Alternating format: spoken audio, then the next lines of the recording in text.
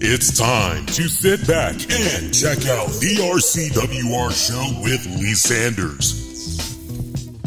Get fun, in-depth coverage and analysis from the latest in professional wrestling in AEW, WWE, NWA, Impact Wrestling, or the world of entertainment. From hit TV shows to your favorite sports like the NBA or NFL. All things music, movies, and beyond, while trying to make sense of this crazy world we live in.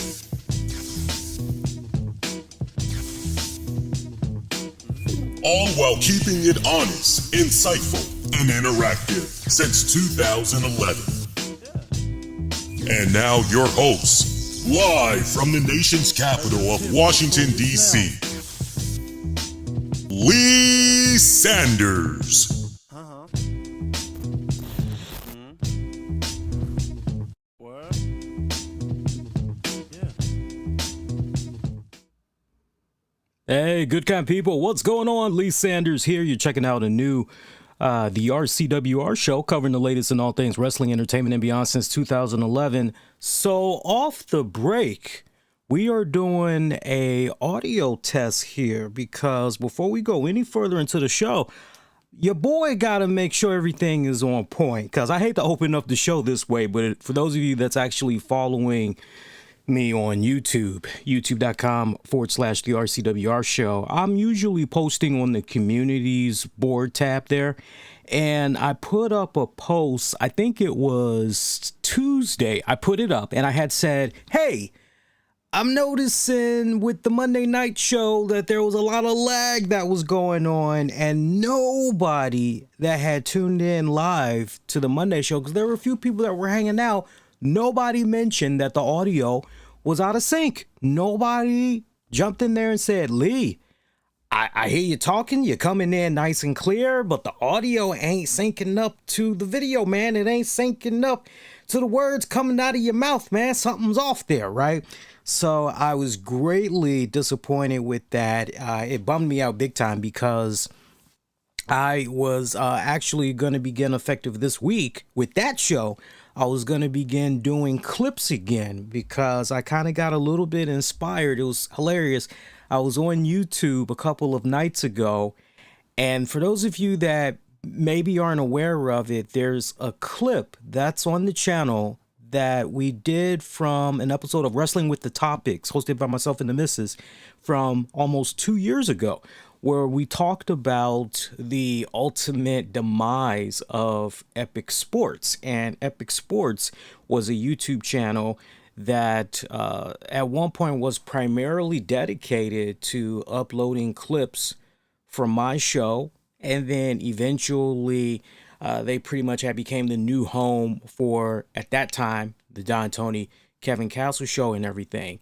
And I just kind of was going down memory lane, and I was talking with the wifey about it, and she was reminding me once again, she said, you know, not for nothing, but some of your best moments as far as reaching potential listeners, growing your brand and everything, you really did good when it came to uploading your clips. So you should go on ahead and really consider uploading clips from your show again. Okay, yeah, let me think about it. She's been telling me that off and on. So this week, I actually was going to begin doing clips for the channel. And there was some really good sound bites that was from Monday's episode. Just need to do a little bit of cleaning up here and there, trim some stuff, but there were some really great sound bites. I go in there, I'm getting ready to work my little magic, and the next thing I know, I'm noticing that everything was just out of fucking whack. I mean, it was not syncing up. It wasn't matching up at all. Now, it'd be one thing if it was a case where, okay, yeah, there's about a 5-second delay. Man, that looked like it was at least that looked as though it was maybe a 60-second delay. That's how bad the sync up was. That is how bad it was. So I said, nah, no mas. If that's going to be the case, I'd rather just upload some clips than try to actually, because I actually was going to originally upload a visual clip where you see me and I'm at that point where I'm talking. I was going to do that, but it was just woof. So I apologize if anybody had saw the post on the communities board and kind of felt as though I was doing a little bit of bashing. I wasn't. Honestly, if you felt a little bit guilty from reading what you were reading and you normally tune into the show live and you kind of took that a little personal, I don't know. Maybe if you haven't hurt feelings, maybe you might be part of the problem. I don't know. But yeah, seriously, for those of you that tune in live, it's not that hard. As soon as you are noticing, and some of you do good. But if you notice that the audio is not syncing up, you know, there's any type of tech issues when we're streaming live initially, all you got to do, because my head is in there in the chat. I am looking at the chat. I'm seeing everything that's coming in. Or if you got the social media game going on, you can reach out to me maybe quicker on Twitter. If you got the Twitter, you can reach out to me quicker on Twitter or just hop in the YouTube chat, honestly, and let me know what's going on. So before we even officially start the show here, I'm actually just poking my head in the chat here on my tablet, just trying to make sure that everything is syncing up. So I'm gonna be quiet for a hot second, mute myself.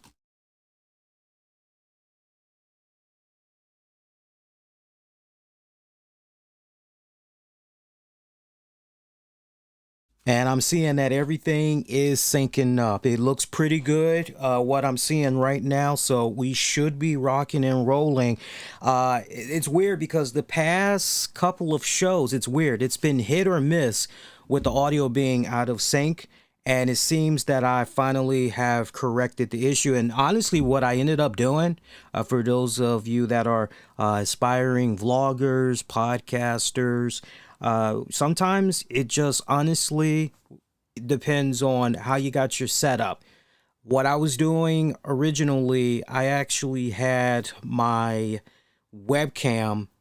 I'm not going with the default audio that's built in because the default audio is crap by default. I actually was connecting the webcam with the audio mixer, right? So since I got the microphone connected to the mixer, connected into the computer, everything just pretty much ultimately connects to the webcam. So that's how I had it set up originally. And for whatever respective reason, as of late, I don't know. Honestly, I think it might have had to do with the last firmware update. Maybe not necessarily from...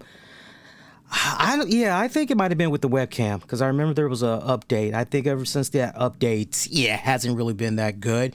So I went on ahead and just reverted back to another method that I was using for the longest time. So we'll see how this holds up. We should be rocking and rolling.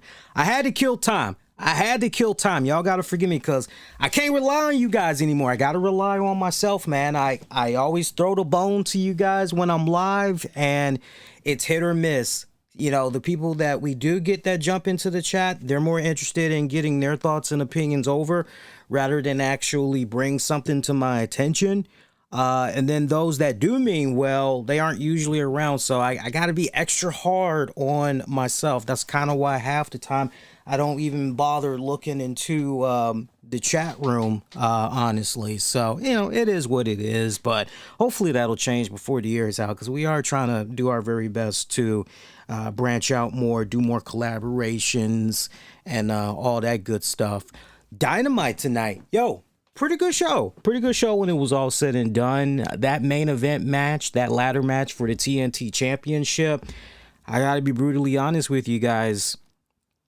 It was a good match, but my God, the spot in that match just left me shaking my head and just saying to Sammy Guevara, dude, what the fuck are you thinking, man? Seriously, it's not worth risking your life on regular TV, on regular cable television, just to try to get a nice moment there, nice pop in the ratings and all that, right? I'm sure that that's not all what was going through his head. I'm sure most likely none of that was going in his head whatsoever. I'm sure it was the whole adrenaline rush, the excitement, being in front of that live audience, performing in front of that live audience.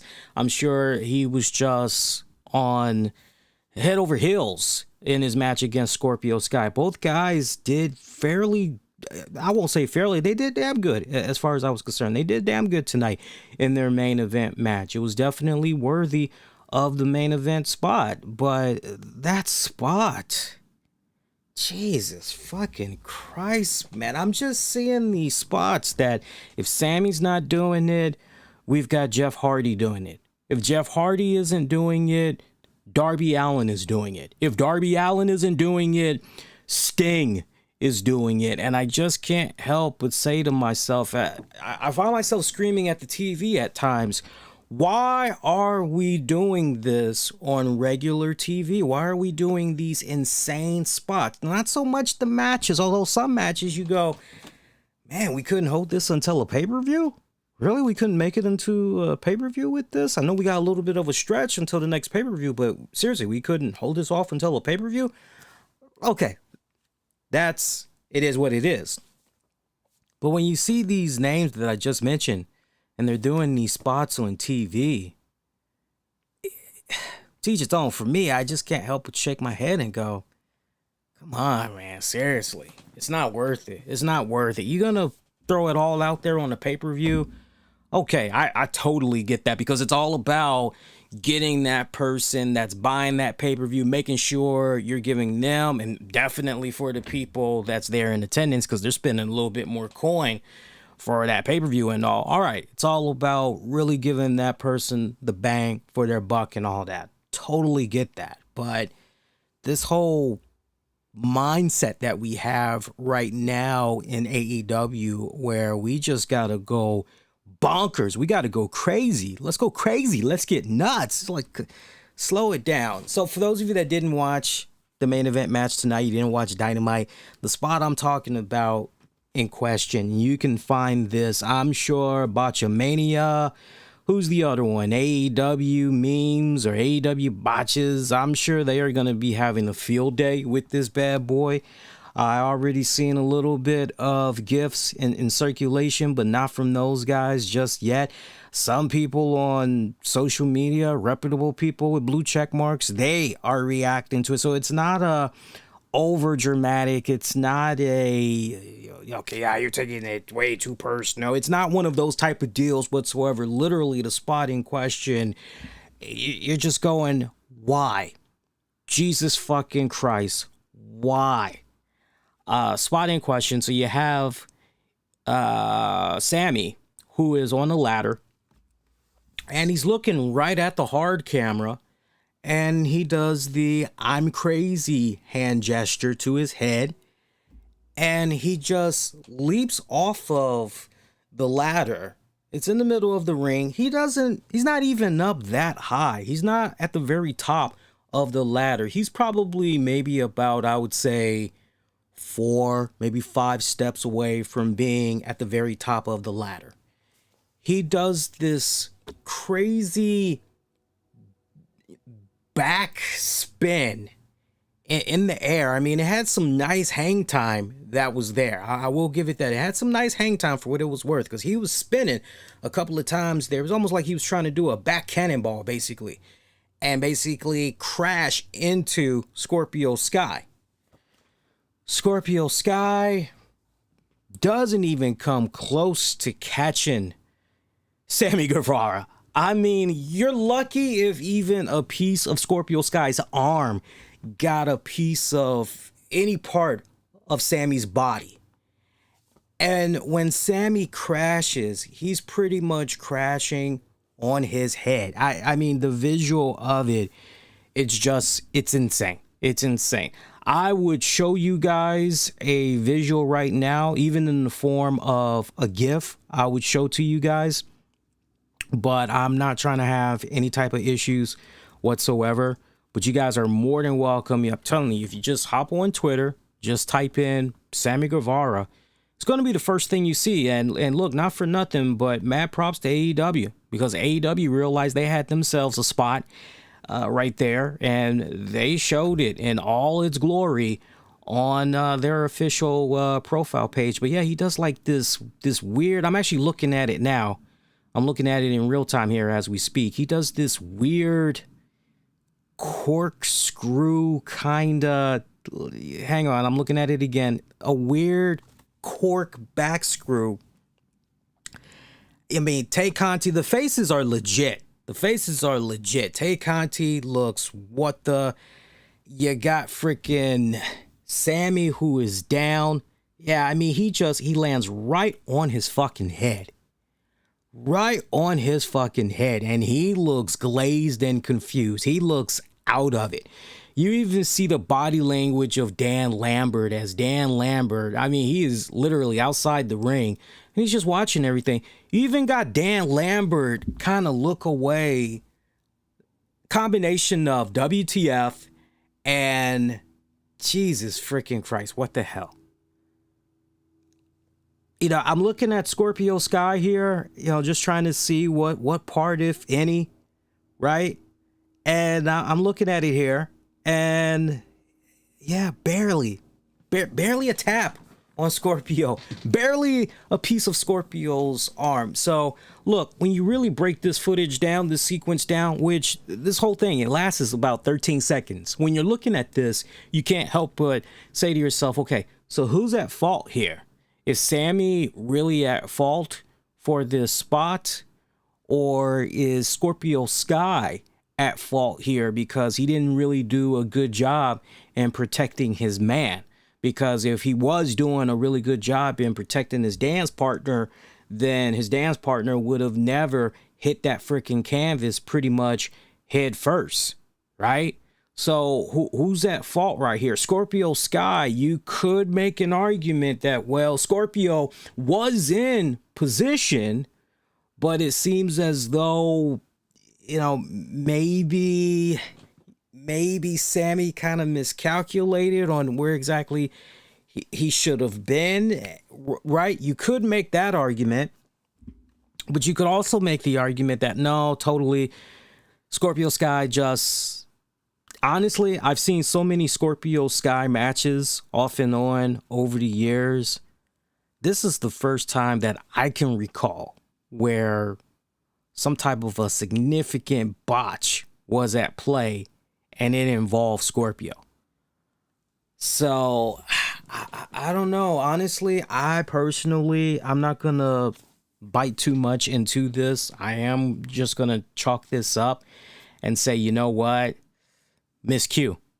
This was just a miscue. But at the same time, we also need to highlight this isn't the first time that Sammy Guevara has been involved in some type of botch where he's hurt himself, if not damn near gave himself a concussion. This is the first time.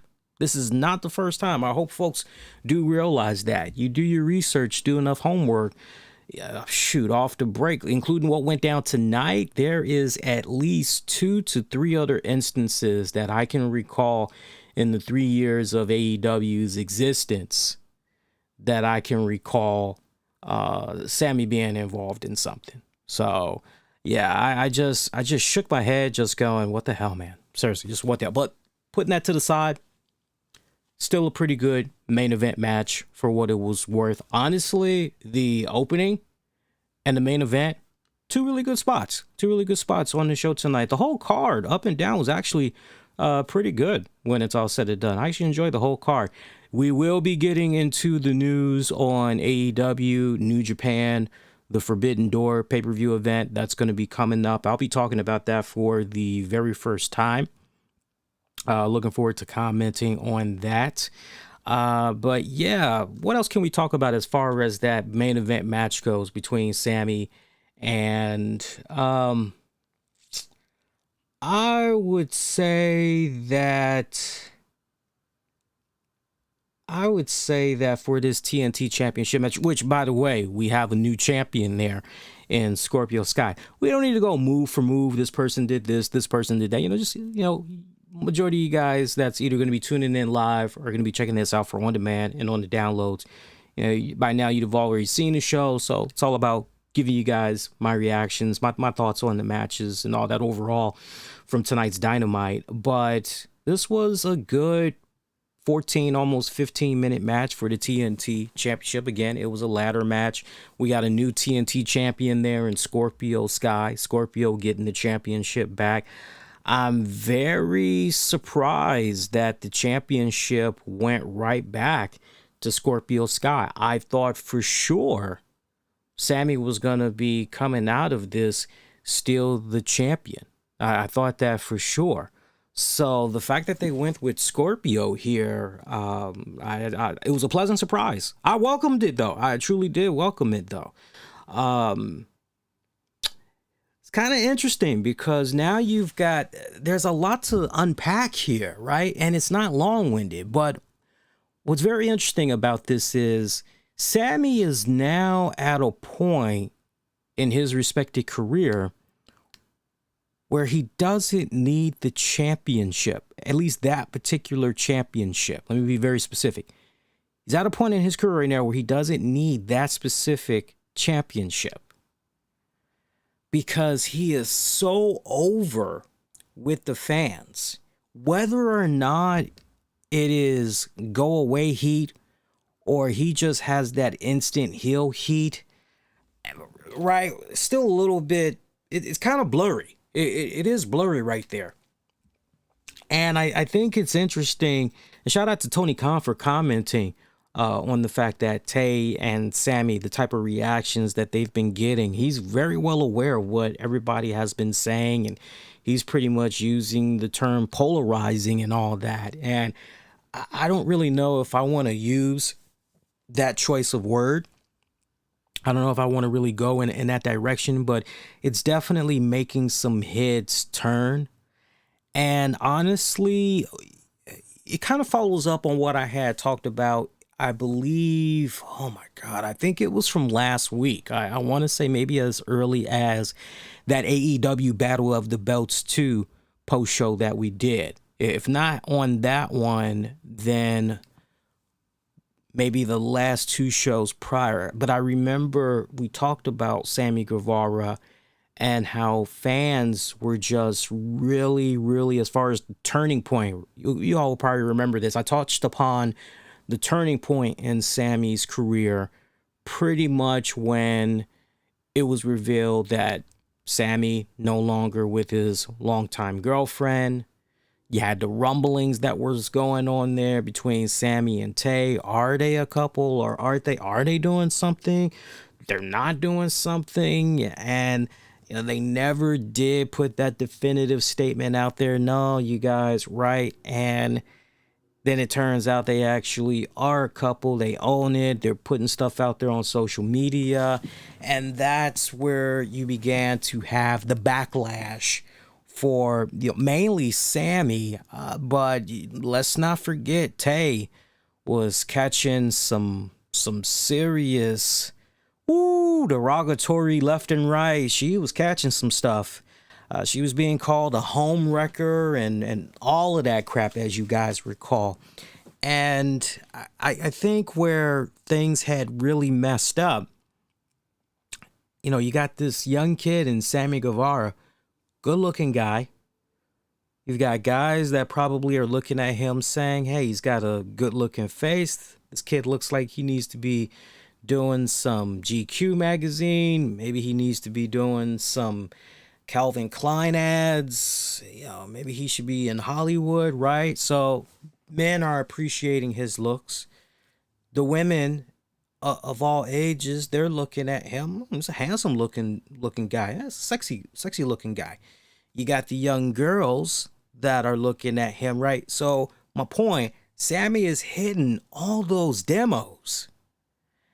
And the last thing you want to do is go in a situation where, hey, this guy is no longer on the field, right? He's now off the market because he's with somebody. So, the first mistake that was done, honestly, was as soon as it was revealed that Sammy and his wife, or soon-to-be wife, were no more, that they actually broke up.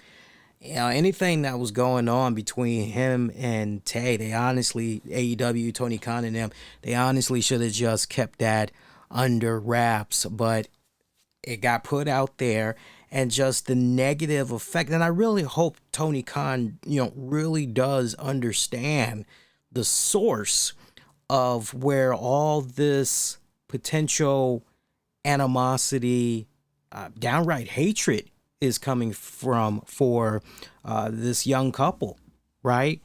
But the way that they have been able to go in here, Tay and Sammy, the way they've been able to go in here so far, and no matter what's being said about them online, they are just taking it on the chin and they are using it to their advantage. And, you know, they're doing good. I got to give them a lot of props.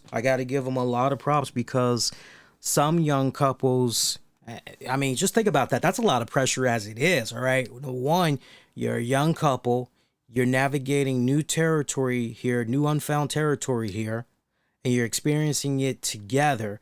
And then on top of that, you've got to try to do your best to put your feelings to the side and try to act as professionals while you're going out there and doing your job, right? And they're doing okay so far. They are doing okay so far. You know, the one thing that I'm not really liking so far, isn't it interesting when you really stop and think about it? And that is Tay Conti. You look at her wrestling career in AEW, a little bit of spark here and there, not necessarily buzz, but a little bit of spark here and there. And now essentially, as far as in-ring action goes for her specifically, singles or tag, no. She is pretty much just a valet for Sammy these days. So I just think that's kind of interesting and all that. But no, Sammy is at a point right now where for that TNT championship, he doesn't need it. He doesn't need it. So the fact that it went back to Scorpio Sky, I'm actually all right with that. And Scorpio Sky, one of my favorites from the TNA days. One of my favorites. I'm happy to see that guy. He is finding his groove right now. Here's something else to unpack, too, in regards to Scorpio Sky. Remember, we got that built-in storyline there where a couple of weeks ago, Frankie Kazarian, he was supposed to have that shot that we watched tonight, that Scorpio got. That was supposed to be Frankie Kazarian. But Scorpio insisted, hey, man, do me a solid. Let me jump ahead of you. Let me go after this dude. I don't like all the crap that's been going down. You know, just let me get one more crack at him. And, if I lose, hey, it's whatever. But if I win, you get the first shot. So now you've got that dynamic coming into play here. And you can't help but wonder, okay, so is Scorpio Sky really going to be a man of his word? And he's really going to give Frankie Kazarian a shot at the TNT championship, or is he gonna kind of nickel and dime his way, right? Now that's what you can't help but kind of wonder right there. Only time is really gonna tell. But no matter the case, that match is gonna happen.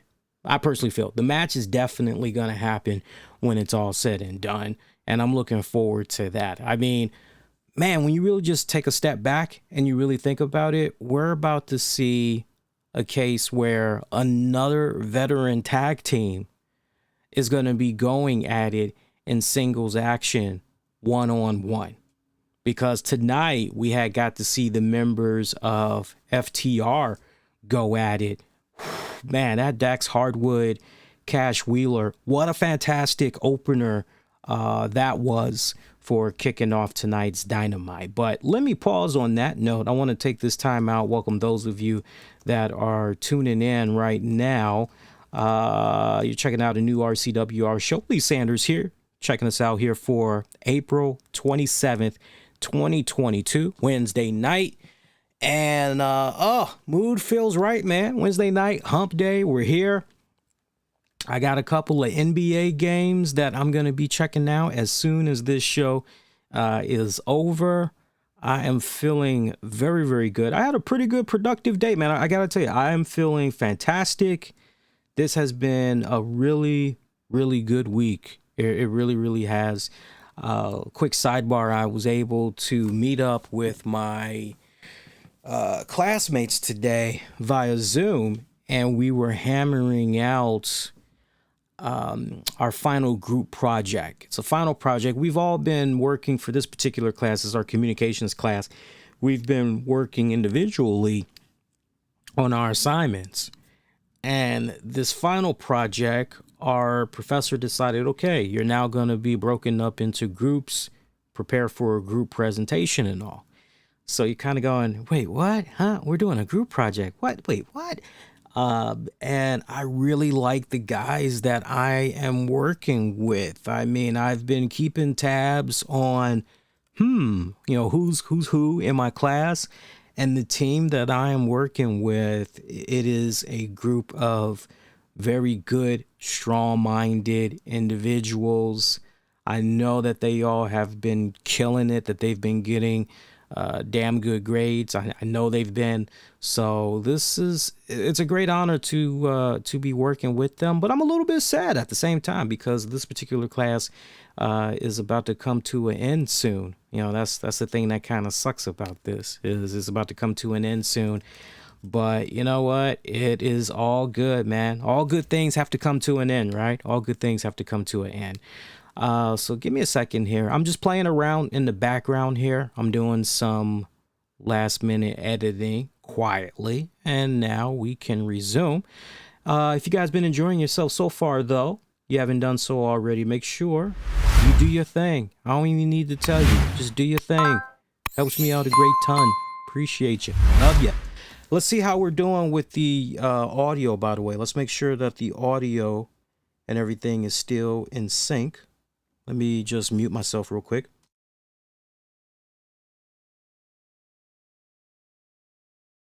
I ain't got to worry. Okay, you guys are good. You guys are good. I love that. I love that. Everything is syncing up tonight. That's perfect.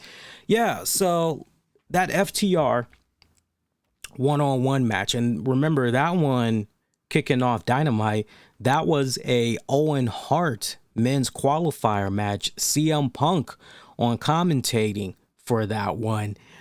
Oh, I freaking loved this matchup. I freaking love this. Dax Hardwood winning, and the way he won, talk about kind of old school, the way he won there, because he won via a roll-up. Final sequence of that one, we had Hardwood. Hardwood was trying to do his best to put Wheeler in a sharpshooter. And you got CM Punk there on commentating. He's saying, you got to sharp that shooter. He's like, come on, man, you got to put it on there. And he wasn't able to get it in all the way. This pretty much had set up Wheeler to try a small package, but then it got reversed. And boom, 1, 2, 3. That's how Hardwood was able to come out with the win there. 14-minute match that was of an opener. And honestly, when I first heard, because remember, I was on vacation from the shows last week, right? And I wish, again, all apologies, I wish I could have given you guys more of a heads up that I was going to be going on vacation. It just came on, honestly, it was flat out burnout. And normally the years have shown as soon as we are off of the Monday after WrestleMania, the Raw after WrestleMania, that's usually the last show we do, and then we just take the rest of that week off. But I was feeling pretty good. As you guys recall, we went through that whole week, Raw after Mania. We went into that whole week. We did another week of shows. And then when it came to the following week, all of a sudden, just wham, the burnout happened. And, so I'm sorry that I wasn't able to be with you guys last week. But when I heard that this match was going to be going down, because for me, I didn't find out about this match until last Friday's Rampage. And I'm going, oh shit, these two guys are going to be going at it, and it's a Owen Hart men's qualifier. I'm already picturing this match in my mind, and I'm going, okay, look, these guys are known for having a deep love, respect, and appreciation for old school tag team wrestling, and now these two are going to be going at it in a one-on-one match. Yo, without a shadow of doubt, the way this match is probably going to be playing out, this is going to be a classic throwback singles wrestling kind of match. And everything that you could have asked for and then some was involved in this match. I loved it. I loved it. They put in just the right amount of tension in this bout too, because I loved how symbolic it was that both of these guys came out together when it came to their match. I love that. Seriously, their music came on and you're wondering to yourself, okay, so I guess one guy's going to have a separate entrance and then the other guy's going to make his separate entrance, even though the music is still, but no, they both had came out. Just there was some distance between the two, obviously, right? One was pretty much not necessarily leading the way, but just pretty much walking his way down the ramp, while the other FTR member is about maybe 7 feet behind, right? So I loved it. You know, you put in just the right amount of tension in this matchup to make it very interesting. Damn good quality stuff right here. Damn good quality stuff. I would say of all the matches for the night, this is my number one. My number two would definitely be the ladder match for the TNT Championship. Post-match, we got the official news that for Double or Nothing, CM Punk will be facing Hangman Page for the World Championship in that main event. That is going to be freaking badass. I am, oh my God, yo, can we get there already? Can we get to Double or Nothing already? Because I want to see this already. I want to see this. And no Hangman Page tonight. No Hangman Page tonight.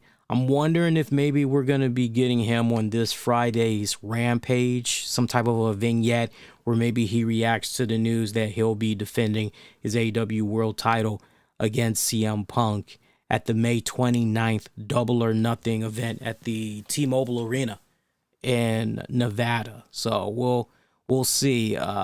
Hopefully they will. Hopefully they'll play some type of a vignette package with Hangman reacting to the news. But CM Punk on this Dynamite episode did react to the news that he'll be facing Page at Double or Nothing. And he pretty much had kept it short and sweet. He came down to the ringside and he talked about how he's very proud of the talent that is currently part of the AEW roster. And he mentioned how before he came back, he wasn't sure if he could do it. He wasn't sure if he could still go. And now that he's come back after all these years, you know, yeah, he knows for damn sure now that he can still go again. And although he can't guarantee a win, you know, he guarantees that he's definitely going to give 100% and then some. And he pretty much wrapped up by saying he's not a gambling man, but you could pretty much bet your ass that he will have a fight, and he is going to fight the wheels off of Hangman Adam Page and Las Vegas. So keeping it short and sweet. And that pretty much was it for CM Punk. That is going to be a fantastic match. I know some people have been disappointed with CM Punk.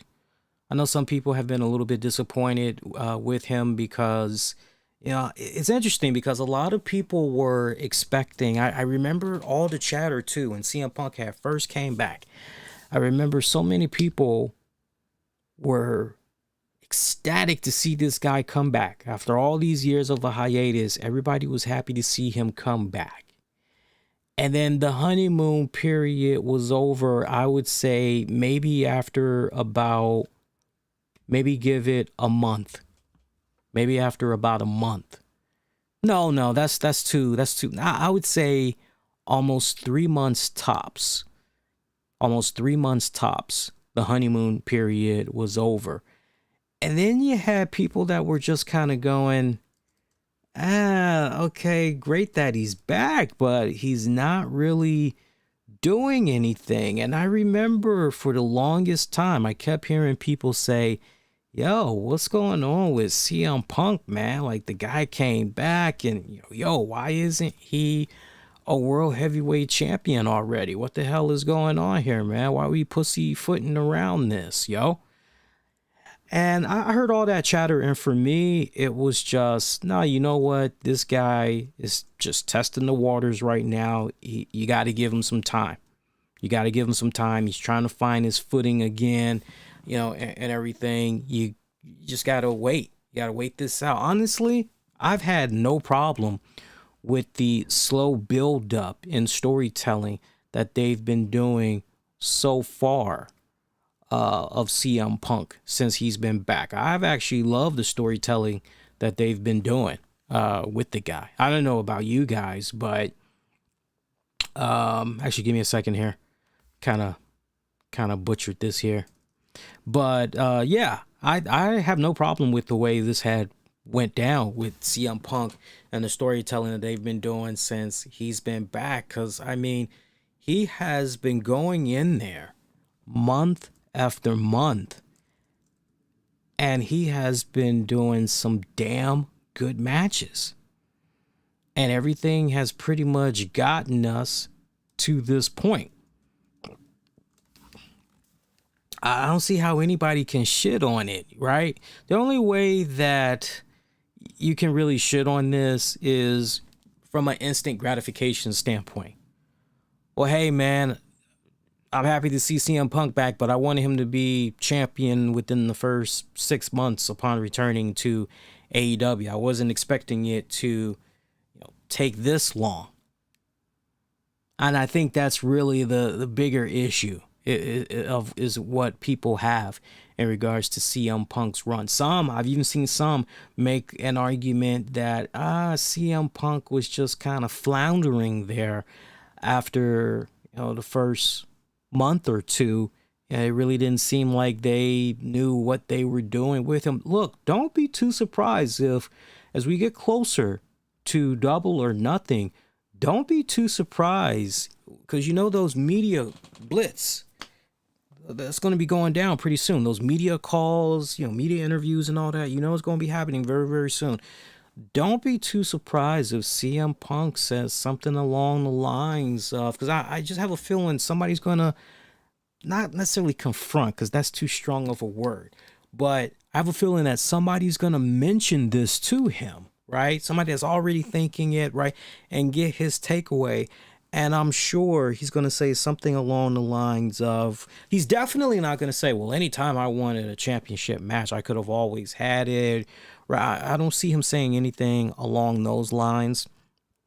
I honestly see him saying something that's very honest, that rings very true, which is, I appreciate, those kind words from the many fans that felt, soon as I came back, instantly I should have been a world heavyweight champion. But, we're talking about the fact that I was gone for almost 7 years.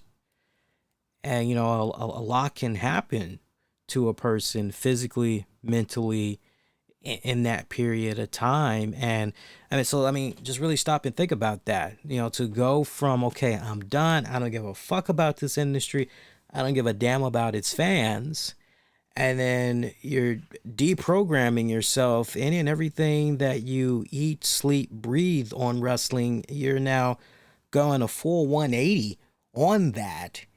And you understand, right? Now you're taking on new priorities, right? New life goals and all that.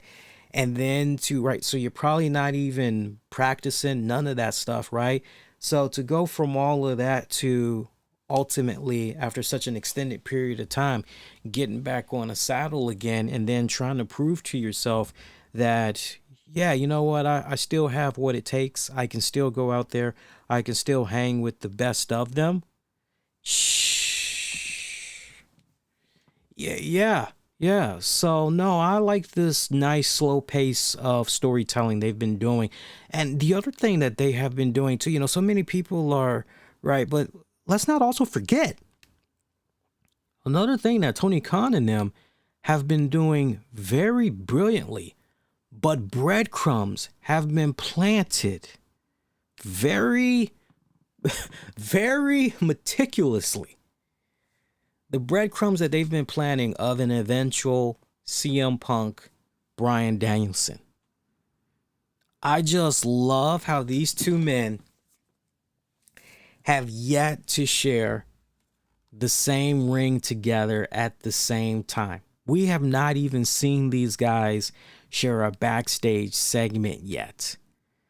Say what you will about Tony Khan, and look, sometimes I'll admit he will do shit and you'll be going, all right, way to blow your load there, man. What are you going to do for your next act now? How are you going to follow up on that one?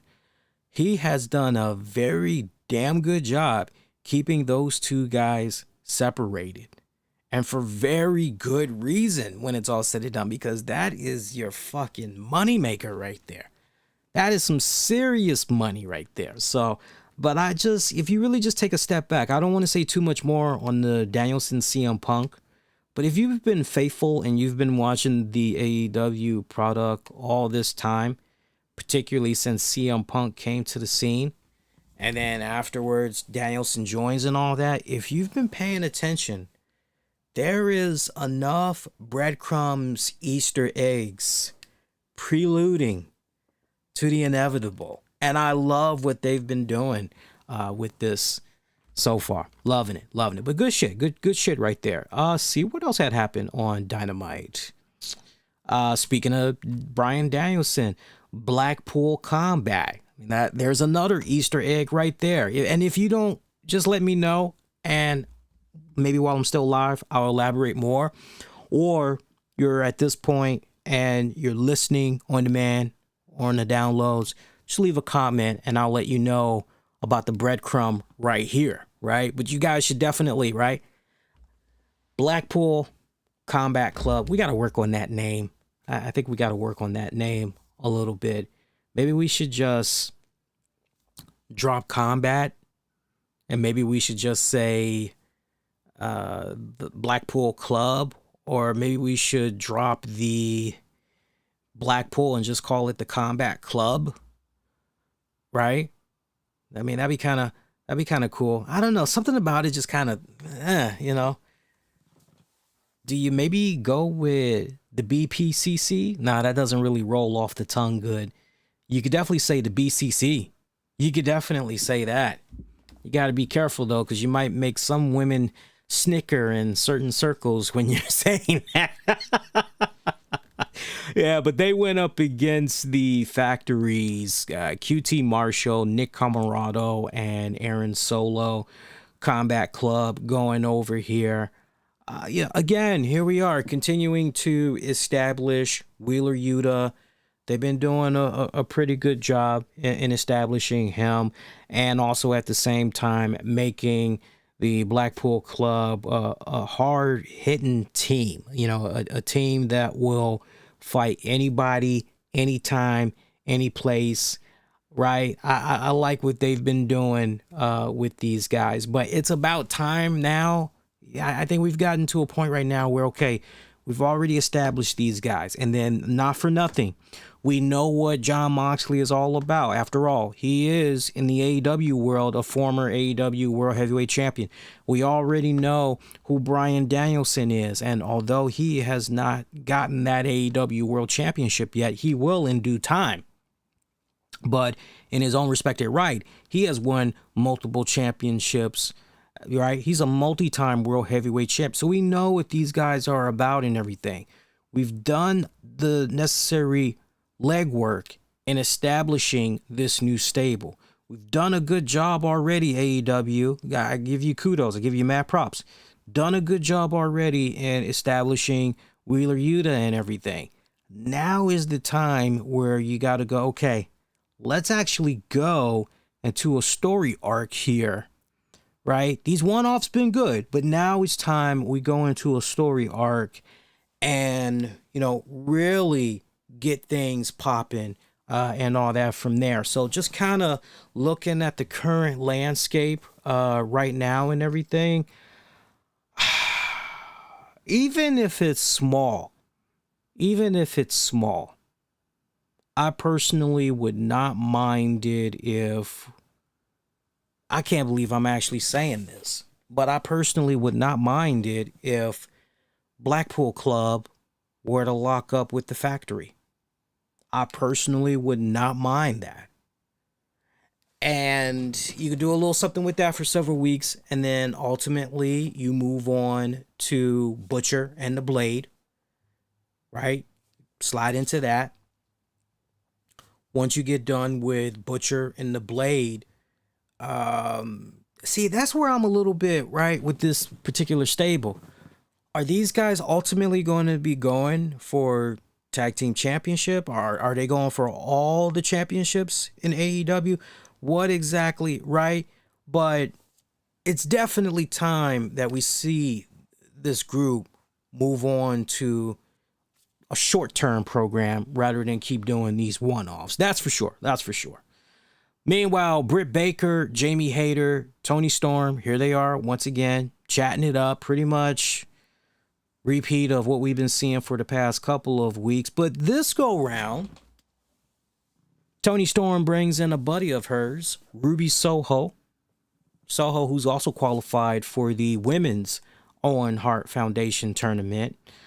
Soho pretty much talks about how she knows Jamie Hayter and Britt Baker very well.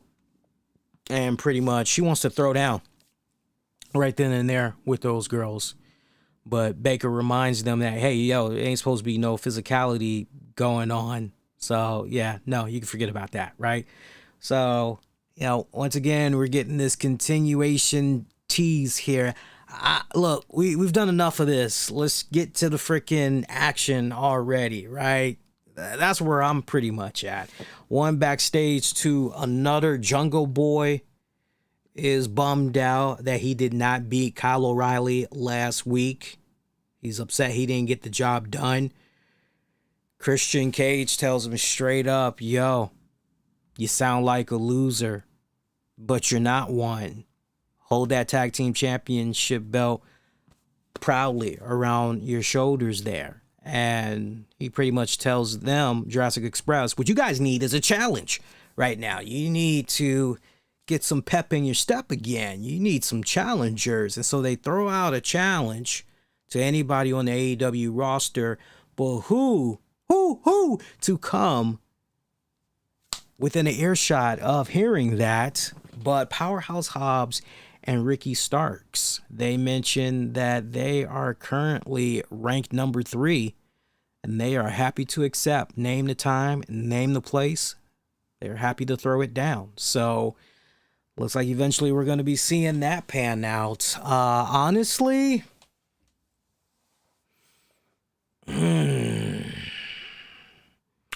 I don't know, y'all. It might be time for some new AEW tag champions. It might be time.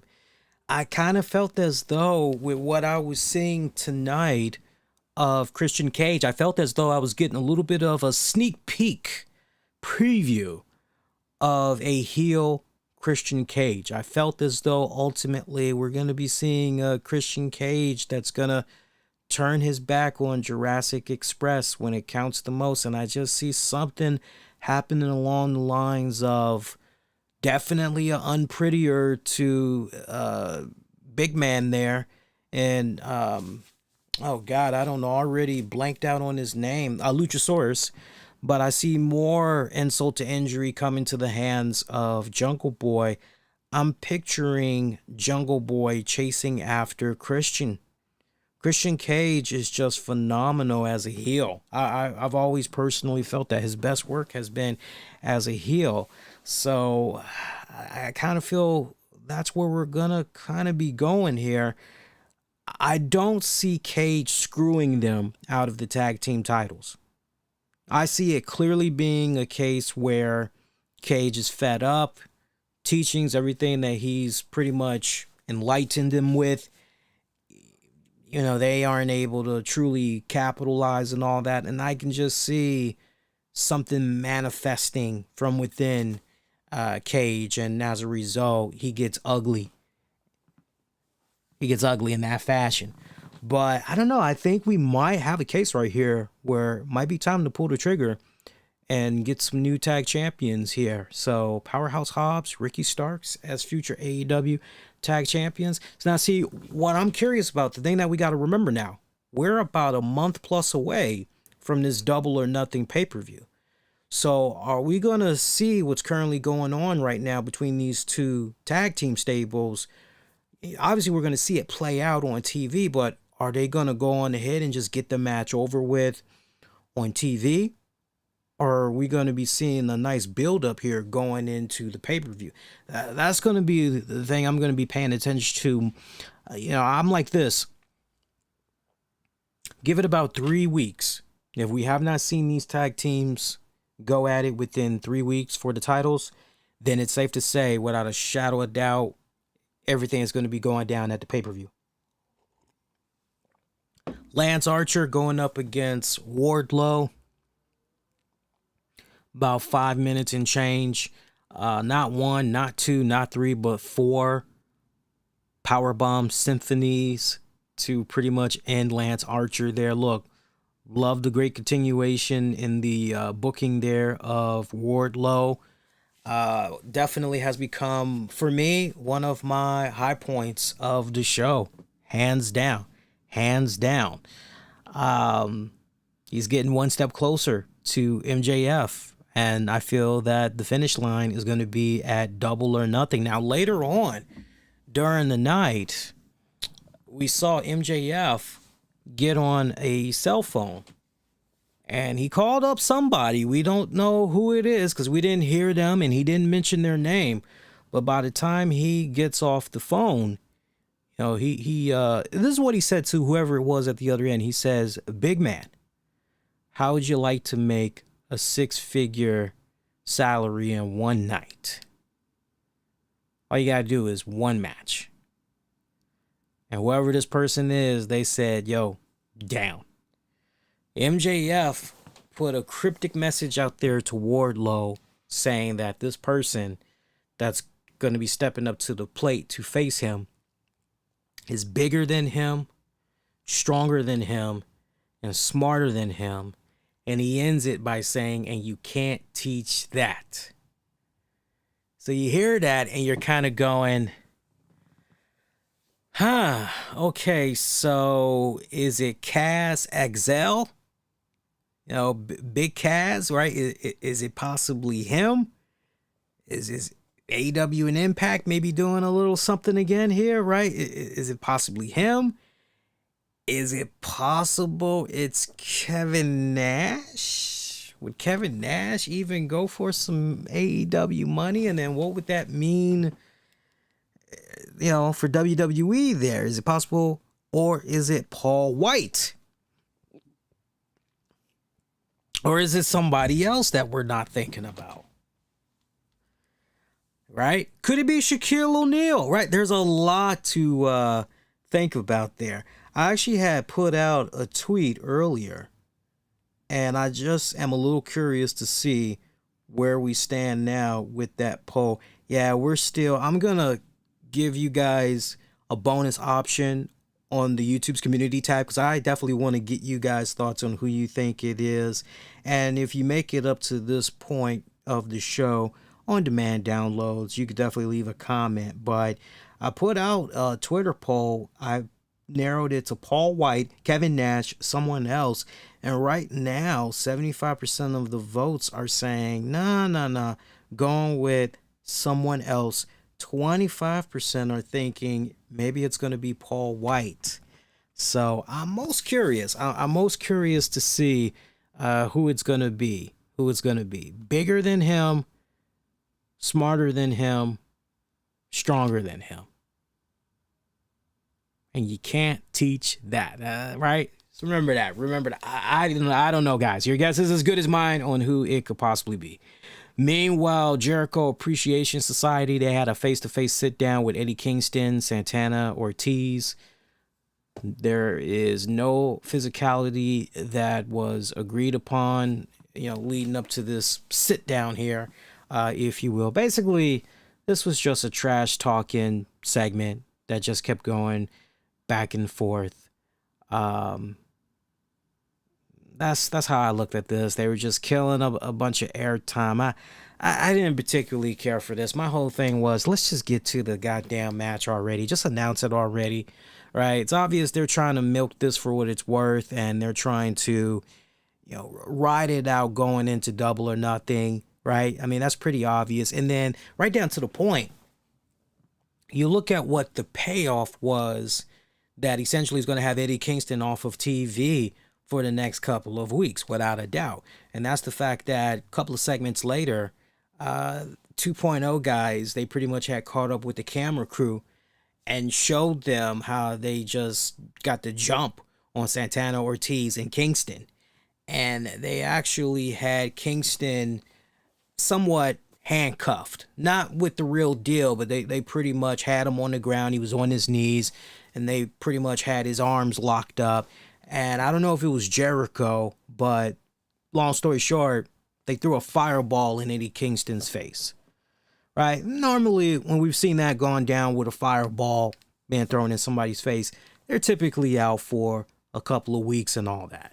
So, look, I think it's a smart move on AEW's part that they did that, because now you're going to have, you do this right, if you really stop and you think about it, you're going to have this coming Friday's Rampage where you can re-air the vicious assault that was done on Santana, Ortiz, and Kingston. And then you come to Wednesday and you've got the JSA. They're out there talking a whole bunch of trash. Ain't going to be no Santana, Ortiz, definitely no Kingston. Then you go to the next Wednesday's Dynamite. Maybe at that point you could have Santana and Ortiz, they're back and they're trying to look for some type of revenge. Maybe that might set up a match for the following Dynamite. And then once you get to that point, maybe you could have them lose that match, right? Maybe you can have them lose that match on Dynamite when it's all said and done. If you want to do some singles action as well, besides tag action, you can do that as well. But definitely when you get to the final Dynamite before Double or Nothing, you could easily have Kingston make his return. You could definitely have Kingston's status be up in the air the entire time. And if you wanted the payoff to ultimately be the final Dynamite before Double or Nothing, Kingston comes back, hey, all right, we haven't seen him since, if you want to do that, you could, or you could play it off on Rampage, Kingston come back, or honestly, save Kingston until the actual pay-per-view. Let his status be up in the air until you get to Double or Nothing. So AEW's got Tony Khan in them. They got a couple of different directions that they could consider going in right now. Sheeta facing Serena Deeb, Philly style match, 11 minutes and some change. Nice fun match. Really didn't need the weapons. I personally felt. Sadly, here's the thing. We're talking about a feud, and see, kudos if you have a really good memory. Because if you have a really good memory, you know that, oh, yeah, these girls, they've been going at it, right? Here's the problem. You had this feud just stop a few weeks ago, and you haven't been consistent with your storytelling here. And then just all of a sudden, we're pretty much just, all right, here we go. We're back at it right here. So I just kind of felt that that was a little bit of buzzkill right there. You can make an argument that this feud, it cooled off a few weeks ago. You could definitely make that argument. You ain't going to get nothing from me. You ain't going to get no argument from me. Deep picking up the win. Hopefully, and by all accounts, it looks as though this ends her feud with Sheeta, as they show Thunder Rosa backstage looking on the monitor at this match. So all signs seem to indicate that Serena Deeb and Thunder Rosa are going to be, and you know what? I am all for that. I would love to see those two girls get it on. Two of my absolute favorites. I would love to see them get it on there. Let's see. Just thinking what else had happened tonight. House of Black. They got taken now by Fuego del Sol after they gave, let me try and think, who gave him the setup there? It was Penta Oscuro, Alex, and Pac. They pretty much had distracted House of Black a little bit. Fuego de la Sol. De la Soul. De la Soul. Grooves in the heart. But yeah, Fuego, he had a shovel in there. And he goes into that bad boy thinking he was going to be able to hit all those guys in the House of Black with it. No mas. And this is another feud right here that's just dragging itself out, quite honestly. I'm looking at this and I'm going, how much longer are we going to drag this shit out, right? Seriously. Now, you know what? Ooh, that would be a good one. Yo, we need to see this like blow off already, because I would love to see, just to follow up on what I talked about a few minutes ago, I would love to see the BCC go up against the House of Black. I think that would be damn entertaining. Make that go down for a pay-per-view. That would be pretty damn good. Let's see. Undisputed Elite picked up a win over the Varsity Blondes. Brock Anderson, Dante Martin, Lee Johnson. It's kind of weird because they had hyped this matchup last week, if you guys recall. They were hyping the fuck out of this. And this match was only 6 minutes and change. And believe it or not, here's what's even more fucking hilarious about this particular match. There was actually a commercial break in this match. You can't help but shake your head and go, wait a minute, yo, why are we even... I mean, am I right? We're going, okay, if it's a 6-minute match, why in the fuck are we taking a commercial break? Just show this match in its entirety, and yeah, then go on ahead and take your commercial break. That's how you do it, right? So this was just, yeah. That's all I gotta say. This was hilarious. But no, I looked at this one as nothing more than a glorified squash match when it's all said and done. That's how I looked at this. By the way, for those of you that are interested in grabbing some nice, cool memorabilia, head over to the AEW store, because the Undisputed Elite shirts are now available and they look pretty damn good. Other than that, that was pretty much it for Dynamite. I mean, this show, in a good way, you know, it was stacked. I think if there was any, like, whoa, that was a disappointment, the 10-man tag match, because it was a squash match, and then in the middle of it, again, it was a 6-minute match.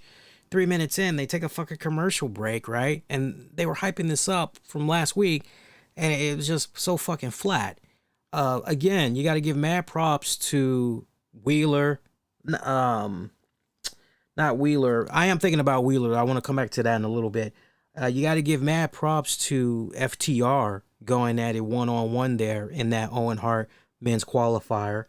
Then the main event match for the TNT Championship there, that was actually pretty good. Wardlow, pretty good performance there. The Punk stuff too, I did enjoy that. Anytime I get to hear him on commentary, that was good too, right? But yeah, good episode of Dynamite that they did. Couple of little hiccups here and there, but for the most part, pretty good episode when it's all said and done. Now, this Friday's Rampage, I did take the notes down. I see what's happening with Rampage this Friday. By the way, Rampage is going to be on this Friday, regular time slot, 10 p.m. Eastern. So for those of you that's going to be out and about, you're not going to be able to check out Rampage, your man here got your hookup over on the 401mania.com website, as I'll be providing live ongoing coverage. And then after that, I'll follow up with a written recap and review for you guys.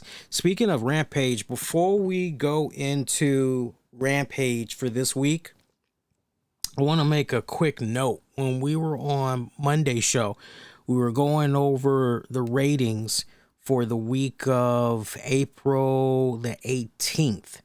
And it looks like there's one correction we need to make. I had said to you guys that all the shows were pretty much down except for New Japan Pro Wrestling, if I'm not mistaken.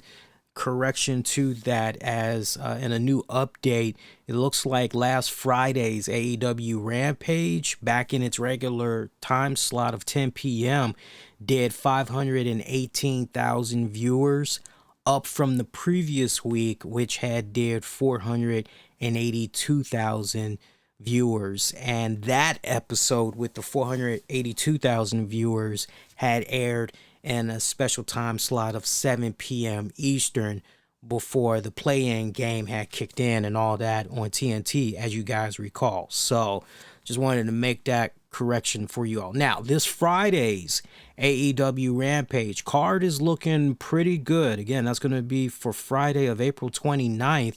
We've got a Owen Hart... bear with me here. We got an Owen Hart qualifier match as Swerve Strickland takes on Darby Allin. Meanwhile, Hook will be having a face-to-face confrontation with Danhausen. Meanwhile, a women's trios tag match as Jade Cargill, Red Velvet, Kiera Hogan take on the team of Willow Nightingale, Trish Adora, and, my personal favorite, Sky Blue. That should be fantastic. Meanwhile, Colton Gunn goes up against Limitless Keith Fraser Crane Lee. Samoa Joe faces Trent Beretta for the Ring of Honor Television Championship. And then next week on Dynamite, Deonna Purrazzo, the former Impact Knockouts champion, didn't she win it twice? I think she won it twice. I think she's a multi-time Knockouts champion. When you win it more than once, you can definitely say multi-time. But Deonna Purrazzo is going to be making her first ever AEW debut. And it's going to be an in-ring debut at that. She is going to be facing Mercedes Martinez to crown a undisputed Ring of Honor Women's Champion. This pretty much goes back to the Supercard joint that they did a couple of weeks ago, as you guys recall. And I had put that Ring of Honor show over big time. I had thoroughly enjoyed that one. And remember, Deonna Purrazzo, sadly, she was not able to be there at that first produced Tony Khan pay-per-view event under the ROH umbrella. Mercedes Martinez was in her place instead, as she went up against Willow Nightingale to crown a ROH interim women's champion. So now we are going to have Deonna Purrazzo defend her ROH women's championship against Mercedes Martinez, who's going to be putting up her interim ROH women's championship. And then that's how we're going to get an undisputed ROH women's champion. So looking forward to that one. Meanwhile, Wardlow, he'll be facing a mystery opponent. We already dived into that. And Jeff Hardy will be going up against Bobby Fish in a Owen Hart qualifier match. Wow, the Jeff Hardy, Matt Hardy, boy, that's cooled off real quick, hasn't it? That has really cooled off real quick. So load it up. Next two shows for the AEW umbrella. Looking pretty damn good. Meanwhile, let's switch it up a little bit. Let's talk a little bit of wrestling news, and then we'll pretty much get out of here. Not really too many topics to get into. So when it's all said and done, we're at about I'm seeing we've been recording now for about an hour, 18 minutes. It looks like you guys got about an hour and 15 minutes. So when it's all said and done, I think we'll probably be done in about 90 minutes, give or take, when it's all said and done. So nice, well-rounded show, all said and done. So I want to give you guys this note. It's AEW related, but it ties into WWE. So there's been an interview that's been picking up a little bit of traction on social media, and it has a lot of fans divided. And it has to do with the comments that WWE's Becky Lynch had made about AEW, particularly about their women's division. And everybody, I noticed all the dirt sheets and all that was going in reporting this, the way that they just kept going in, because I like full context. I don't know about you guys, but I love full context. They just kept homing in on just one particular thing, which was this. The main thing that they kept focusing on, all their little snapshots. Let's see. Bear with me here, because I'm actually reading the quote right now, so I'm just skimming ahead here.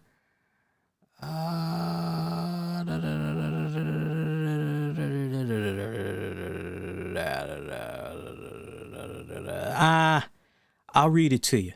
I'll just read it to you. Actually, you know what? No. I'll tell you what. Because I want to read to you exactly what's being put out there. And it's only a snapshot. So let's see here. So the main headlines that you're going to keep seeing is Becky slams AEW Women's division. All right. It's the main thing that you keep seeing. Or Becky Lynch blasts AEW's Women's division. And the main thing that you keep seeing that's been in circulation, frankly, they're not as good as we are. Or you'll see Becky Lynch takes a shot at AEW's Women's division. They're not represented like we are. Becky Lynch and AEW, they're not as good as us, right? So those are the main that you'll keep seeing. I like context, though. I want to know the whole setup. I want to know what got us to a particular point and if somebody's being taken out of context. Very important. So here is the full quote that is in question from what Becky Lynch was saying here. Now, to set this up properly, Becky Lynch had commented on Triple H's impact in the women's division, and she did bring up AEW. She did this on a radio show this week, okay? Now, question was brought up on if AEW's women's division pushes her further, right? If it motivates her and all that. So here's what she said here. I'm going to read everything here. So I wish I could say yes, but unfortunately, I don't think they're represented the way that we are. They don't get as much time as we get. And frankly, they're not as good as we are. Certainly on Raw, we have the best women's division in the world. I say that without any hesitation in my voice. We have the best women's division in the world. Competition is great. And it's great for there to be another place. And I have a very good friend in Ruby Soho over there. I would love to see her as a champion one day. I would love to see her getting the spotlight that she deserves. Competition is always great. But over here, we are on another level right now. Man, we are on another level. Now that coincides with a comment that you may have seen snippets of Dustin Rhodes. Dustin Rhodes, and shout out to Thunder Rosa. I've been telling you guys she has a pretty good vlog channel on her YouTube channel. Check that out. But she sat down and did her usual taco series. She did it with him. And the subject of the AEW women's roster was brought up. All right. The women's roster and all that. And this is what Dustin Rhodes, in part, this is what he had said to Thunder Rosa about the division here. Let me see if I can actually pull this up here. And yes, I'm looking at it right now. All right. So here's in part what Dustin Rhodes Goldust had said. I want the women's division to get somewhere other than where it was at. WWE has done a good job at that, but I want to see AEW do that. Okay? And it's very, I would encourage you guys to go out of your way, check it out, because now I'm just going to paraphrase what Dustin said. Dustin talked about how he's pretty much found his new calling at this stage in his career.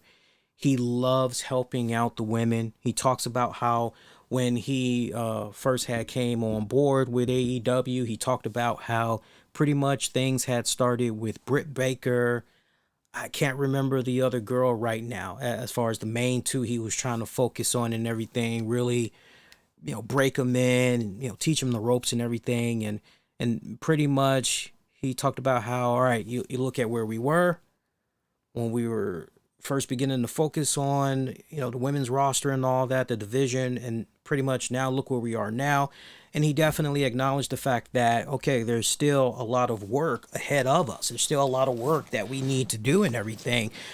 But I love this position that I'm in. Anything that I can do to help these women, anything I can do to empower them, even if it means, they're coming to me and they need a shoulder to cry on, they need some advice, or they just need a hug, I'm there for them, whatever I can do to help them. But I love where I'm at in this stage in my career. And you're going, okay, wow, that's pretty cool. And again, this is all from his interview with Thunder Rosa. Or conversation, I should say, with Thunder Rosa, because it's more so a conversation, okay? So you hear that, and you've got some people that, unfortunately, they look at this and, well, you'll have some people that will make comments such as this. I'm not going to glorify this person by mentioning their handle, but one individual actually said this in regards to Becky Lynch. What she said was pure idiocy. Comparing the two, AEW Women's Division looks like Stardom. Women's wrestling is dead in WWE, and you not acknowledging the fact that Becky is a corporate clown goes to show you that you're part of the problem. People like you disgust me. Now, he is responding to a female wrestling fan who said this. He quoted her tweet, and the response that you just heard, that's what he said to her. Here is what this female wrestling fan had said.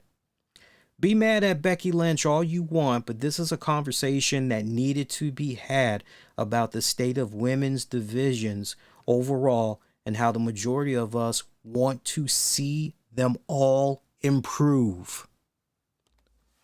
Are y'all with me? Let me just, because I want y'all to marinate on that now. Let me read that to you guys once again.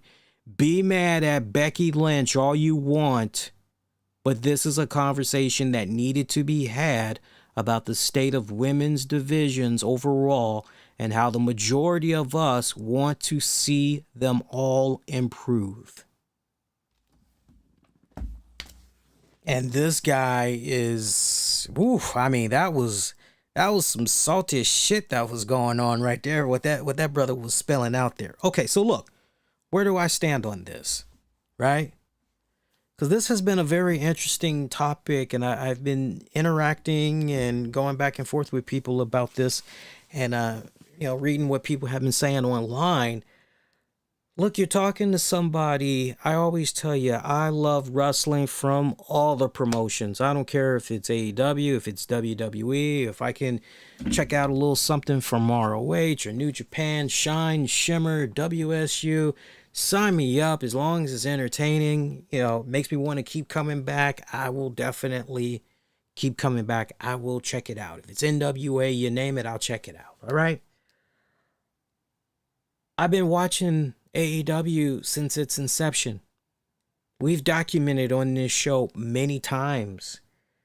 Look at where the women's division. I remember being on this show a couple of times in recent months saying, look at how the women's division first started and look at where we are now. You got some pretty damn good names as part of that women's division now and everything.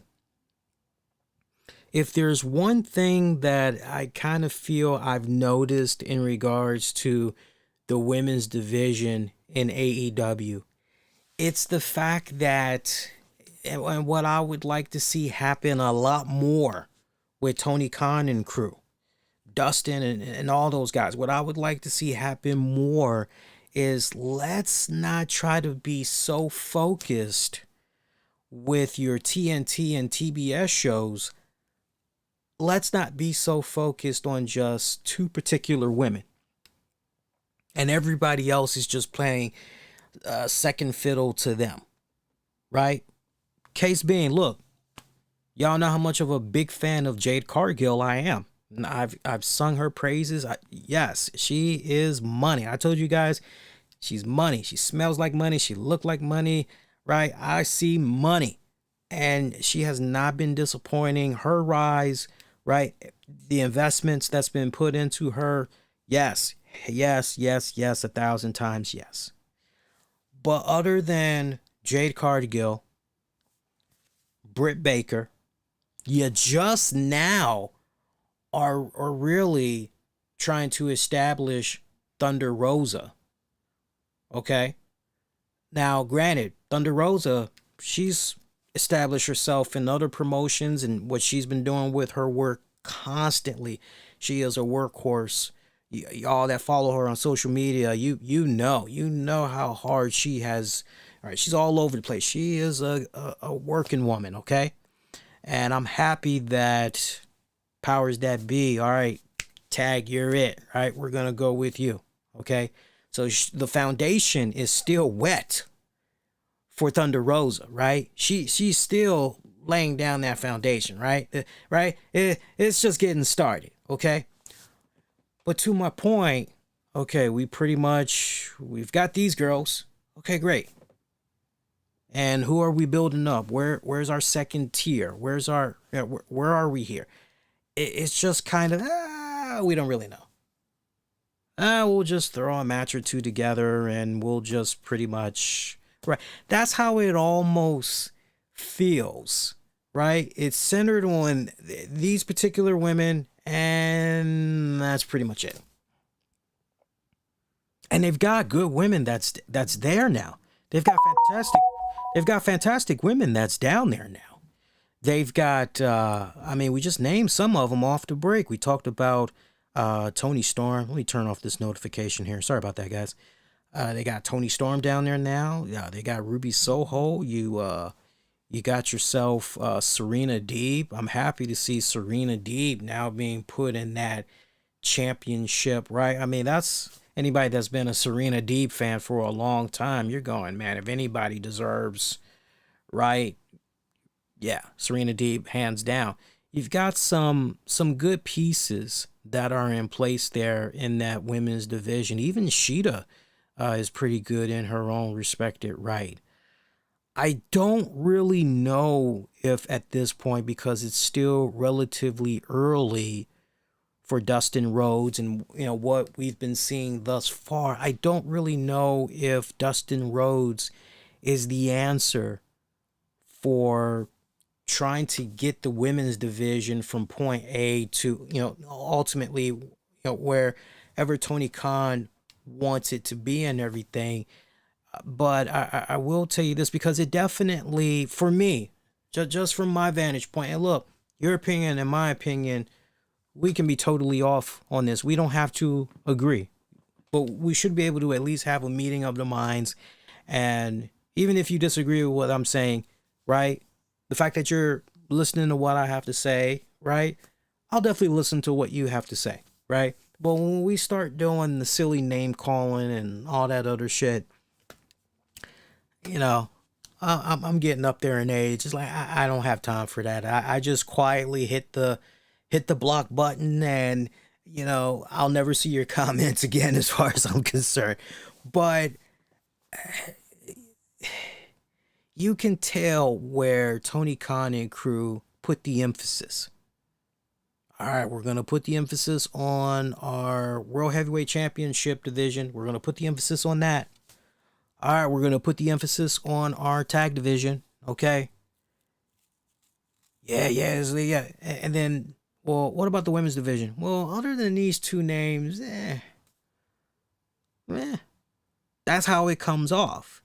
And what I can't help but wonder is if Dustin will really be successful and really helping the AEW women's roster, the division for that matter, get to the heights that he feels, and however Tony Khan may feel, right? If he really is going to be, because I can't help but say, yo, what about a Fit Finlay? You look at everything that Fit Finlay was able to do. My God, how many times have we seen a Hall of Fame speech and the woman that's going into it giving a shout out there to Fit Finlay? What about a Dutch Mantel? Right? You got my point. You still got some really good minds that are out there. And I'm a bit surprised that some of those names Tony Khan has not courted. Now, look, you guys can correct me if I'm wrong, but unless Fit Finlay was welcomed back to WWE, for all intents and purposes, as far as I know, and I'm actually checking right now, as far as I know, he is not back with WWE. I'm actually looking right now. Bear with me a second here, and I'll be able to tell you within a few seconds. Yeah, for all intents and purposes, unless he was brought back quietly within recent months, yeah, April of 2020, he was let go as part of the COVID budget cuts. Oh, wait. Okay, so Fit Finlay is off the table. They brought him back November of 2020. They did cut him in April of that year, but they did bring him back in November. Okay, so that explains Fit Finlay. All right, so he's off the table, but you still got a good mind like a Dutch Mantel, right? Yeah, it's just kind of weird. And then not to mention, Jesus fucking Christ, Serena Deeb. I don't know how much she's doing behind the scenes. I would like to believe a whole lot, right? Because you got to remember, for the longest time, she was a trainer for WWE and all that, right? So the other thing that I think is kind of hurting the women's division a little bit is, okay, you may have 1 to 2 major story arcs, but then who are those story arcs? You know, what's it revolving usually? Usually it is the TBS championship or it's the AEW women's championship. And it's kind of like, you know, so I kind of feel at this point, you know, as far as storylines go, you know, you really don't have anything else that's there. I mean, that's great that they've got the YouTube shows and all of that, but, you know, I can't help but wonder, you know, how can we, and we just laid out how we can kind of make it a little better where we need to emphasize, but I can't help but wonder for those that are saying, yo, when is AEW going to introduce a women's tag division? You got enough women, but I can't help but wonder if we're having a hard time as it is, you get where I'm going with that? Do we really need to bring in, would that actually help? Bringing in a tag division, would that actually help? Or would it just, I don't know. I don't know, but it's made leaps and bounds of improvement. Don't get it wrong, guys. It's made leaps and bounds of improvement from where it first started to where it is now. Definitely. Becky Lynch is absolutely right. She's absolutely right. You can tell me that AEW is going to have X amount of women's matches. Well, first off, I'm looking at the quality of those matches, right? Now, here's the thing, and I know the reporter or whoever was doing the interview, I know that they were doing their thing and all that, but see, that couldn't have been me, because I would have came right back and I would have said, well, what do you say to some of the fans that feel that, you know, watching a woman like Tamina, you know, seeing her involved in these 24 segment skits, you know, it's a waste of her talents. what do you say to that? Because yeah, WWE, that's right, but some of our favorite superstars we're seeing, and right, not everything is okay. You look at how they did Rhea Ripley, Liv Morgan. Look, WWE has its own respected issues. Let's really make sure we make no mistake about it. Again, that's why I say that couldn't have been me doing the interviewing, because, yeah, WWE, your women's roster, definitely for the Raw side, yeah, it's looking pretty good. But you guys pretty much have the same issue that AEW is having, and you've got the superior talent. You've got the superior roster, and you all are struggling. So y'all may have the quality, but when it comes to the execution, you guys are doing some lame ass fucking shit. Right? What was the biggest problem? We were right here on this show. What was the biggest problem with WWE and their women's division that I used to always tell you guys about? I used to always say, hey, man, their biggest issue is they haven't built up the next couple of tiers of women. And boy, was that evident once Ronda Rousey was gone, and then once Becky was gone, and then, oh man, Sasha was gone. And then just think about that period. Think about that period that I'm talking about. And they were just scrounging around, and that's ultimately how a Bianca Belair was able to rise to the top and all that, right? So, not for nothing, but I don't want people to come away, and I don't look at Becky Lynch taking shots at AEW.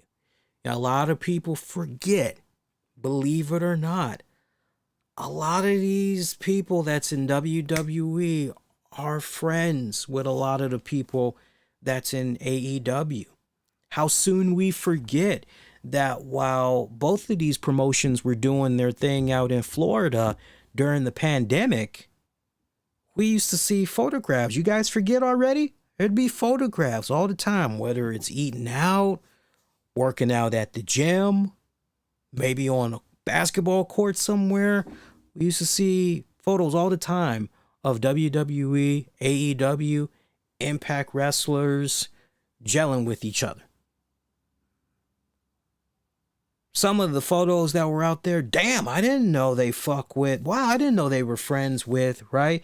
So, right down to the point, let's not also forget, Triple H recently said in that interview with The Athletic, hey, I'm still friends with a lot of the people that left us and went to AEW. There's a lot of them that I talk to on a regular basis. And I'm happy that they're able to go and, find that success elsewhere. Hopefully, they do good. Hey, would we like to do business with them down the road? Yeah, we would. But some people, they just aren't a right fit. And that's okay, right?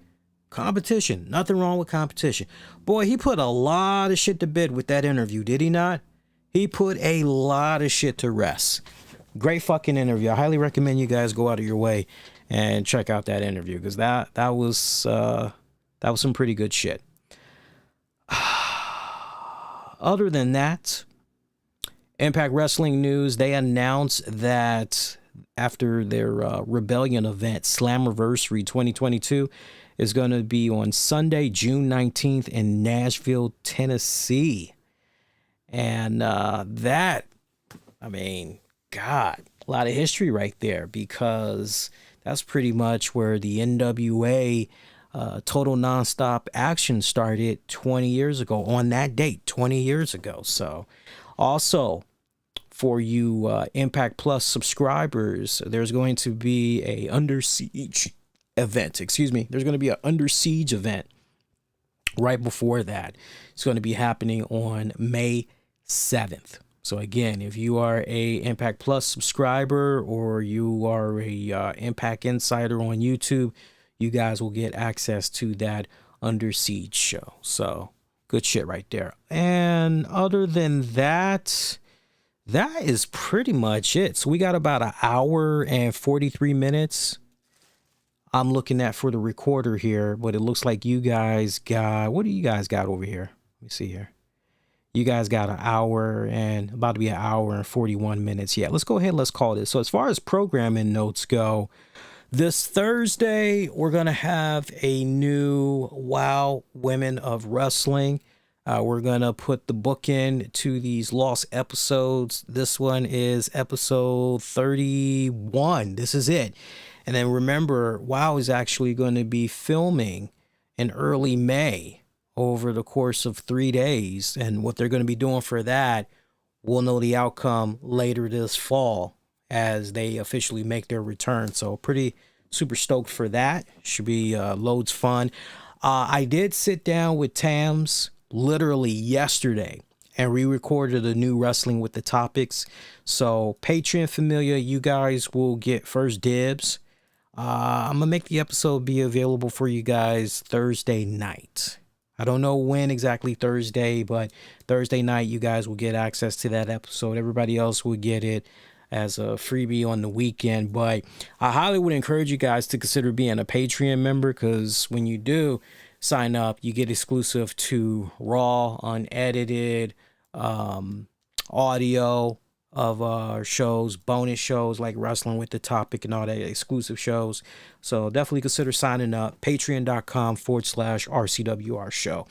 And then other than that, y'all already know I'll be doing my thing this Friday on the 401 Mania website covering Rampage, and pretty much just going to be chilling for the rest of the week. Your next edition of the RCWR show will be going down on Monday, April 2nd, 2022.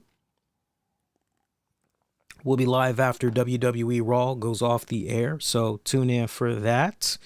And in the meantime, be kind, rewind, check out previous episodes you might have missed on demand and on the downloads, wherever you get your podcasts. And remember to subscribe so you don't miss out on future content that comes your way on a weekly basis. I'm happy we finally were able to take care of the audio issues. I'm actually going to be reaching out to a buddy of mine to see if he'd be interested in maybe doing a little bit of mod work, pop up from time to time, mainly just making sure everything is on the up and up, good and everything, because that's critical. I cannot stress it enough, boys and girls. So those of you're up to this point, whether you're watching live or it's going to be on demand and on the downloads, if you do come in, you check out the show live. Again, I can't stress it enough. You notice anything weird with the stream, just put up a quick little message, and you'd be surprised what I would be able to do off the fly while we're live on the air, right? You got to think that way, right? If you're used to getting a show a particular way, right? That's what's so baffling, right? Is, oh, I've been checking you out for years. Oh yeah, I watch your stuff all the time. Da, da, da. And it's like, and I get it. There's some people, you'd be surprised. There are some people that tune into the show. There are wrestlers. They don't let their subscription status be known because, the notifications you guys see whenever somebody subscribes, unless they've gone out of their way to turn it off, their little joints, they'll pop up on the screen and all that. There are legit wrestlers. I've been able to verify these accounts that actually will check out our shit, right? I get it. We got lurkers, right? So for those that want to just kick back in the shadows and chill, I get that, right? Especially if they are of a certain celebrity status or whatever. I get that. I respect that. But for an average Joe that's been checking out the shows for a long time, and, they pop up in the chat and you notice something is right. It would be no different than you come to a restaurant, whatever your favorite food is, you go to that restaurant and, hey, this is what I want. They bring it to you. It looks like shit, or something is off. Maybe it looks good, but when you bite into it, it tastes like shit. Are you going to keep eating it, or are you going to open your mouth and say, hey, yo, this ain't banging?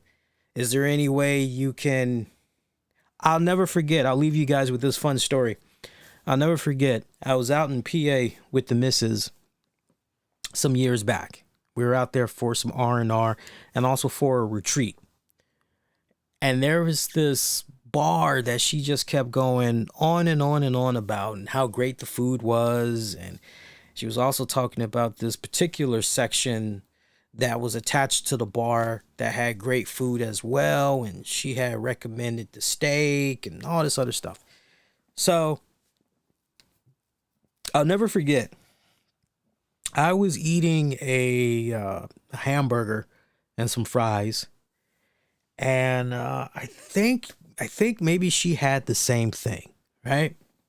And she told the waiter she wanted it well done, all that good stuff. She gets her burger. Her burger is raw. I'm not exaggerating. Her burger is raw. I mean, there's blood. I mean, it was, right? And I looked at her and I said, so what are you going to do? And she's like, well, what do you think I should do? And I told her, I said, you know what you should do. I'm like, you know damn well you're not going to sit there and accept that. And I'm looking at the menu and I'm like, and by the way, for this amount? Nah, like, ain't no way in hell. She's like, yeah, you're right. And she told the waiter what happened with her food. Now, if I remember correctly, I think they tried to bring her another burger, and that one was bad too, if I remember it right.